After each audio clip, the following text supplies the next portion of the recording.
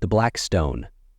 Islamic tradition holds that the black stone was sent down from paradise, given to the prophet Abraham, by the angel Gabriel, to mark the foundation of the Kaaba. According to legend, the stone was originally white, but turned black over time due to the sins of humanity. For Muslims, it represents a sacred link to the divine and is an essential part of the Hajj pilgrimage. While touching or kissing the black stone is a revered act, it is not an obligation in Islam. Instead, pilgrims strive to acknowledge its presence as a symbolic gesture of faith. The black stone has witnessed centuries of history, natural disasters, sieges, and even theft. One of the most dramatic events occurred in the year 930 CE, when a sect known as the Karmatians attacked Mecca, stole the black stone, and took it to present-day Bahrain. It was missing for over 20 years before being returned to the Kaaba, though some believe that pieces of it were lost in the process. While Islamic tradition describes the black stone as a heavenly relic, modern scientists speculate that it might be a meteorite, an object from space that fell to Earth thousands of years ago. Others suggest it could be volcanic rock or a type of agate. However, since the stone has never been officially studied, its true nature remains a mystery. Today, the black stone is fragmented into several pieces, held together by a silver frame. It remains a powerful symbol of unity, faith, and devotion, attracting millions of pilgrims every year. Whether divine in origin or a celestial artifact, the black stone's significance endures as a central part of Islamic tradition. The Holy Lance. The story of the Holy Lance begins in the Gospel of John, where a Roman soldier, identified in later traditions as Longinus, thrust his spear into the side of Jesus as he hung on the cross. This act, meant to confirm Christ's death, fulfilled an ancient prophecy that none of his bones would be broken. The spear, now soaked in the blood of Christ, became a relic of immense significance. But what happened to the lance after the crucifixion? Multiple legends claim it was preserved and passed through the hands of emperors and rulers, each believing it granted them divine power.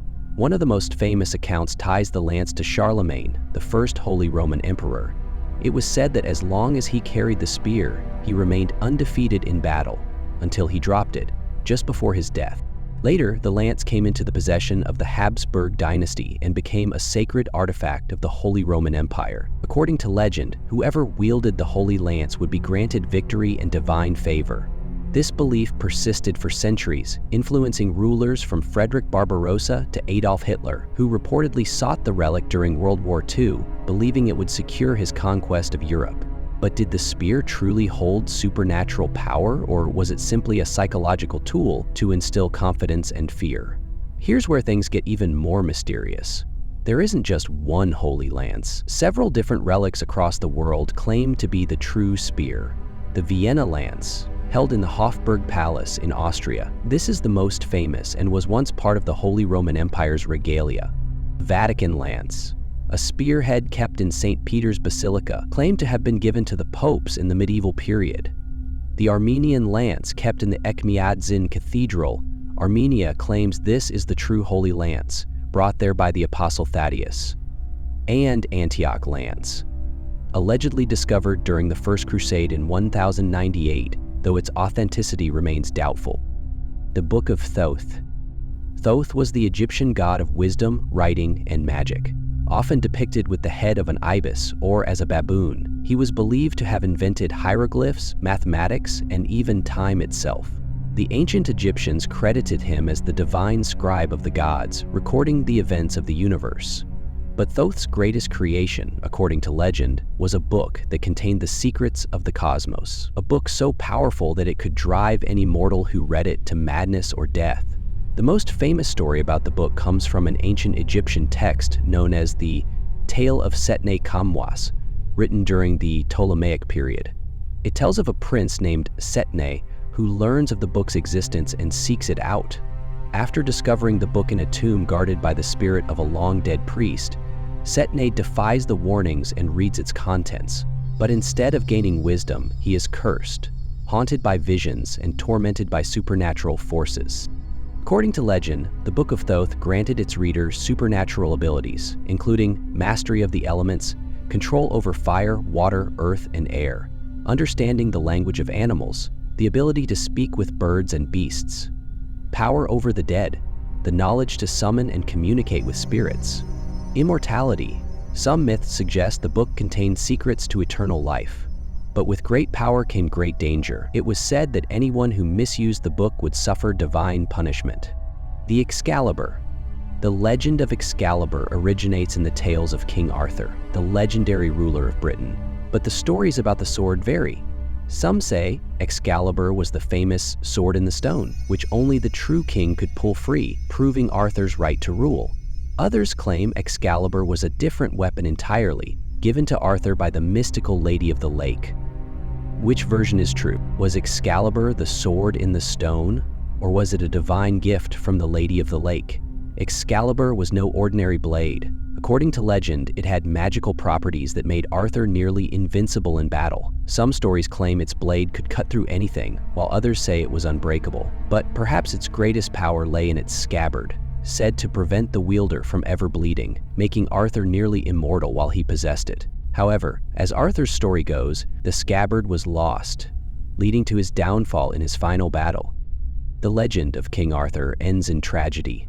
Betrayed by his own knight, Mordred, Arthur fought his final battle at Camlan. Though he struck down Mordred, he was mortally wounded. Knowing his time was short, Arthur ordered his knight, Sir Bedivere, to return Excalibur to the Lady of the Lake. Arthur was taken to the mystical Isle of Avalon, where some believe he still waits to rise again when Britain needs him most. Was Excalibur just a legend, or was it based on a real weapon? Some historians believe the Arthurian stories were inspired by real events and warriors from early medieval Britain. There are even claims that a sword discovered in a lake in Italy or an ancient blade found in Wales could be the real Excalibur. While no definitive proof of Excalibur has ever been found, the legend continues to captivate the world, keeping the spirit of King Arthur alive. The Philosopher's Stone. The idea of the Philosopher's Stone dates back to ancient times, with roots in alchemy, a mystical and proto-scientific tradition practiced across cultures. Alchemy aimed to purify substances, heal the sick, and uncover the secrets of the universe. The earliest records of alchemical thought come from ancient Egypt, where the concept of transforming substances was tied to the gods and the afterlife. Greek philosophers like Democritus and Plato speculated on the fundamental nature of matter, influencing later alchemical pursuits. In China, alchemists sought an elixir of immortality rather than transmutation of metals, and in India, alchemy was linked to spiritual enlightenment, and texts like the Ramayana spoke of substances that could grant long life. By the Middle Ages, the search for the Philosopher's Stone had become an obsession among European alchemists. They believed that all matter could be perfected, and at the pinnacle of this transformation was the legendary stone. Key figures in the search for the Philosopher's Stone. Jabir ibn Hayyan, also known as Geber, was an 8th century Islamic alchemist who laid the foundation for modern chemistry. He believed in a hidden process that could transform metals. Albertus Magnus and Roger Bacon were medieval scholars who blended science and mysticism in their search for transmutation, and Nicolas Flamel, a 14th century French scribe who was rumored to have discovered the Philosopher's Stone and achieved immortality. His story, however, is more myth than fact. Alchemists followed cryptic texts like the Emerald Tablet, attributed to Hermes Trismegistus, which contained the famous phrase, "as above, so below." The magnum opus, great work, was the process of creating the Philosopher's Stone, divided into 4 stages symbolized by colors. Negrito, black, means putrefaction; albedo, white, purification; citrinitas, yellow, awakening; and rubedo, red, completion. The Holy Grail. It begins with a cup, a simple vessel, yet one destined to hold the blood of divinity. The Gospel tells of Jesus sharing a chalice with his disciples at the Last Supper, but its true legend was yet to be written. According to later Christian tradition, Joseph of Arimathea, a follower of Jesus, took the chalice and caught the blood of Christ within it. With this single act, the cup was transformed, no longer just a relic, but a vessel of divine power. Legends whisper that Joseph of Arimathea brought the Grail to Britain, where he founded the first Christian church in Glastonbury. Was the Grail hidden there, or was it merely a metaphor for the spread of faith? Centuries later, the story of the Grail transformed. No longer just a relic, it became a divine test, a sacred mission. The Arthurian legends tell of a group of knights chosen to seek the Grail, a journey that would test their faith, their purity, and their very souls. Among them, Sir Galahad, the purest of heart, was destined to reach the Grail. But the path was treacherous, filled with illusions, temptations, and trials of the spirit. Yet the Grail's story does not end there. Another legend tells of the Knights Templar, warrior monks who, during the Crusades, may have uncovered the Grail hidden beneath the ruins of the Temple of Solomon. When the Templars were betrayed and destroyed by King Philip IV of France, their secrets died with them. But some believe they hid the Grail before they fell, perhaps in Rosslyn Chapel in Scotland or beneath the catacombs of Paris. Even in modern times, the hunt for the Grail has not stopped. Adolf Hitler, obsessed with occult artifacts, ordered his SS officers to search for it in the mountains of France and Spain. Some say the Grail is hidden in Montserrat, a monastery high in the Catalonian mountains. And still, the search continues.